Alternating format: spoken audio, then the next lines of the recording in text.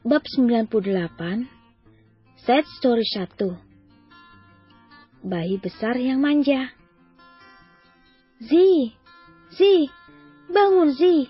Sudah siang. Sudah waktunya berangkat kerja. Cium dulu. Ogah, kamunya bau, belum mandi. Kalau tidak mau bangun, aku tinggal loh. Nisa membalikkan tubuhnya. Dengan sikap, Siko menarik tangan Nisa hingga tubuh Nisa terhempas di atas tubuhnya. Kemudian, dia memeluk dengan mengunci tubuh Nisa agar wanita itu tidak bisa melarikan diri. Siko mulai menciumi Nisa dengan membabi buta. Si, apa-apaan sih? Lepasin. Bibir Nisa kembali ditutup oleh bibir Siko. Siko dengan buas melumat mulut Nisa sampai wanita itu kehabisan napas. Itu hukumannya karena sudah memanggil suami dengan namanya. Siko tersenyum puas.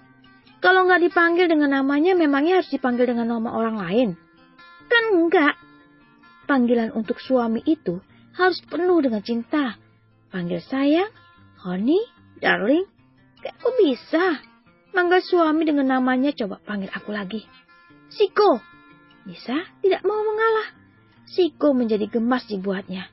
Akhirnya, dia kembali melumat bibir Nisa sampai mereka kehabisan napas. Panggil namaku lagi. Akan kulumat lagi bibirmu. Siko masih mengunci tubuh Nisa. Nisa sudah kewalahan.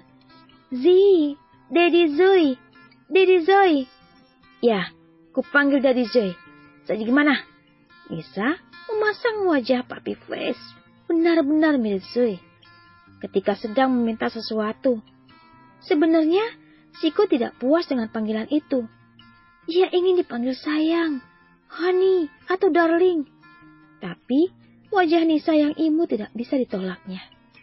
Siko mengambil dagu Nisa dan menciumnya kuat-kuat. Oke, setuju, Mami. Ayo, sekarang bangun, Pak. Asisten sudah menunggu di depan. Aku merasa tidak enak badan. Jangan banyak alasan. Ayo bangun. Aku benar-benar... Siko segera beranjak dari ranjangnya dan berlari ke toilet. Siko memuntahkan isi perutnya. Nisa segera menyusulnya. Kemudian dia memijit-mijit punggung suaminya dengan lembut. Salah makan apa sih? Kenapa sering sekali muntah-muntah? Kita panggil dokter saja ya. Enggak usah. Tiap pagi kamu kayak gini sih. Aku khawatir. Aku akan panggil dokter. Nisa beranjak namun segera ditahan oleh Siko. Enggak usah sayang. Aku sudah periksa. Tidak ada masalah apa-apa. Kalau tidak ada masalah apa-apa, kenapa hampir tiap pagi kamu muntah-muntah seperti ini? Apa karena alergi makanan? Alergi cuaca? Atau yang lainnya? Aku khawatir, Zi. Aku nggak apa-apa, sayang. Bantu aku berdiri. Nisa membantu Siko berdiri dan memapahnya ke tempat tidur. Jangan kemana-mana, temani aku. Siko meletakkan kepalanya di pangkuan Nisa dan memejamkan matanya dengan nyaman. Yakin gak apa-apa? Iya, cium aku. Sakit aja masih banyak gaya. Nih, rasakan. Nisa mencubit pipi Siko kuat-kuat. Au! Siko berusaha melepaskan tangan Nisa dari pipinya. Jangan jahat-jahat sama orang sakit. Aku sakit beneran loh. Kalau sakit beneran, aku panggilin dokter. Kenapa dipanggilin dokter gak mau? Aku sudah periksa semua, sayang. Gak ada masalah dengan kesehatanku. Aku sehat 100%. Mau lomba lari, adu panco, atau bercinta 7 hari 7 malam juga kuat. Oh iya? Lalu mengapa Mister Kuat jadi lemah begini sekarang? Nisa mencibir. Cium aku. Aku akan cepat sembuh. Siko melingkarkan tangannya di pinggang Nisa. Sementara kepalanya digesek-gesekkan di perut Nisa. Nisa tidak tahu sejak kapan hal ini bermula. Tapi laki-laki itu semakin hari semakin manja terhadapnya. Bukannya harusnya seorang istri yang manja terhadap suaminya. Nisa mengecup kening, pipi, dan bibir Siko dengan sayang. Sudah sembuh. Lumayan. Peluk aku. Nisa menuruti kata-kata Siko yang banyak maunya itu. Kenapa pria tangguhku menjadi bayi besar seperti ini? Sikapmu dan Zoe tidak ada bedanya. Nisa menyindir usil. Aku tidak peduli, peluk aku. Ya, tuan tukang perintah dan manja. Lama mereka berada dalam posisi itu. Sebelum akhirnya kemesraan mereka dibuyarkan oleh seorang kucil yang merasa diabaikan. Mami, saya juga mau dicium. Tiba-tiba, Zoe datang dan langsung naik ke atas kasur. Dia mengikuti pose ayahnya tidur di pangkuan. Nisa dengan gemas menciumi ayah dan anak itu secara bergantian. Setelah hampir 10 menit melakukan aktivitas tak berguna itu, Nisa memaksa Shiko dan Zoe untuk mandi. Mau keduanya mengikuti perkataan maminya cerewet. Shiko berangkat ke kantor dengan ogah-ogahan. Perlu waktu ekstra untuk membuatnya masuk ke dalam mobil.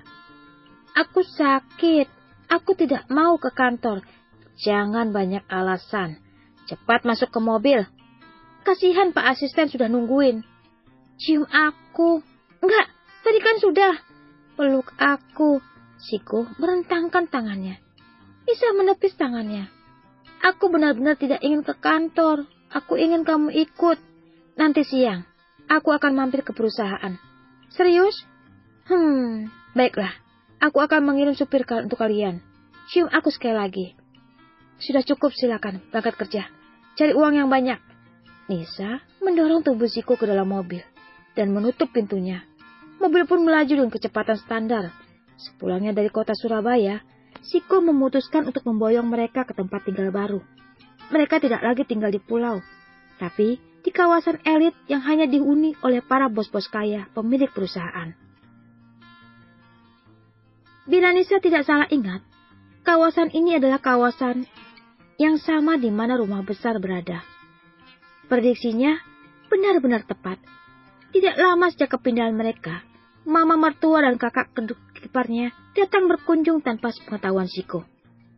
Karena rumah dilengkapi dengan CCTV full, akhirnya mereka selalu melakukan pertemuan di taman secara diam-diam. Mama berulang kali meminta maaf padanya. Dari lubuk hati yang terdalam, Nisa sudah memaafkannya. Mama begitu menyayangi Zoe, seperti kasih sayang yang Mama berikan melebihi dari apa yang diberikan pada cucunya yang lain. Nisa sangat terharu melihatnya. Apakah Z masih belum memaafkan Mama? Dia pasti akan memaafkan Mama. Ya, Mama harap hari itu akan segera tiba. Mama berkata sembari berkaca-kaca. Happy reading! Kalau kamu mau dengar audiobook lebih banyak dan gratis, segera download AudioTune.